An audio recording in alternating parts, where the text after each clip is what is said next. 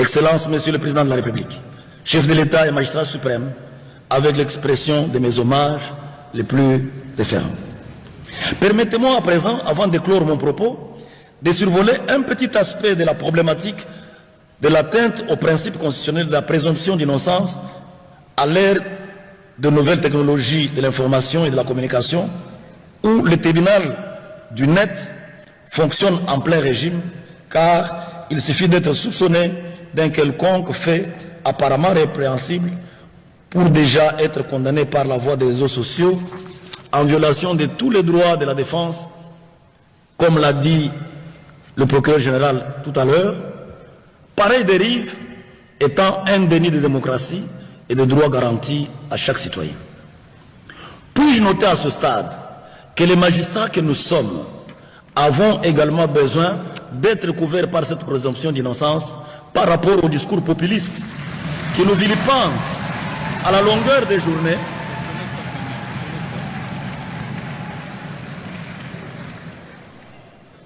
Puis-je noter, disais-je, à ce stade, que les magistrats que nous sommes avons également besoin d'être couverts par cette présomption d'innocence par rapport au discours populiste qui nous vilipendent à la longueur des journées, même s'il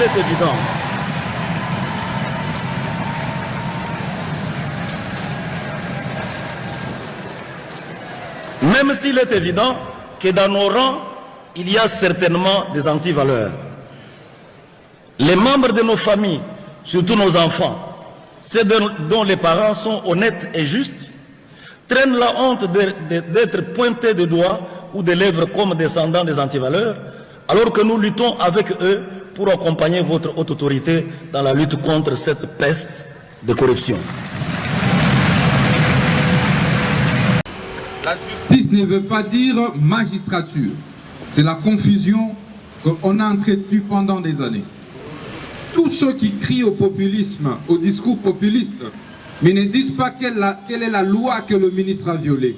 Parce que nous faisons tout conformément à la loi.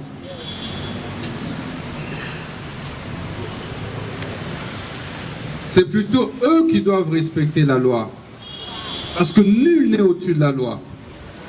Le régime des plus forts, je vous le dis, est dépassé. On a le choix.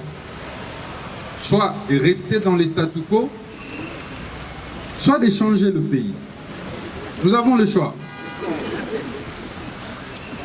Si vous voulez, j'entre dans les réseaux et nous commençons à martyriser notre peuple. Et nous tous, nous tapons des millions comme d'habitude, des maisons ici et là, et tout quoi. Je ne sais pas. Lorsqu'ils se réunissent, tous ces réseaux mafieux, ils auraient dû avoir honte d'eux. Honte parce qu'ils ont affaire à un jeune qui pouvait aimer autant la vie qu'eux. Ah oui, c'est ça. Honte parce qu'ils ont affaire à un jeune qui a encore du sang chaud, qui devait plus verser dans les antivaleurs qu'eux.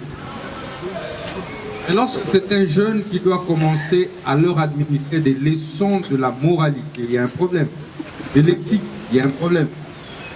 Du travail.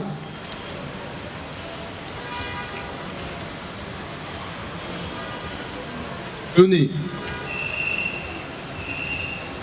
Tant que le magistrat suprême ne me donnera pas des instructions contraires, je n'ai pas.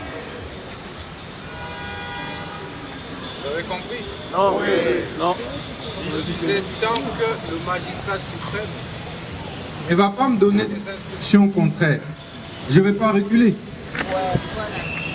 Avant d'être ministre, j'étais avocat. Certains d'entre vous me connaissent. Donc, je ne suis pas venu de Sorbonne, moi. Je ne suis pas venu de Harvard.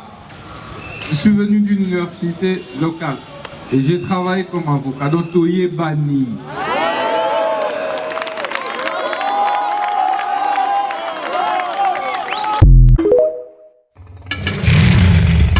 Songiambeli babetaka likofi te systeme eza ya sa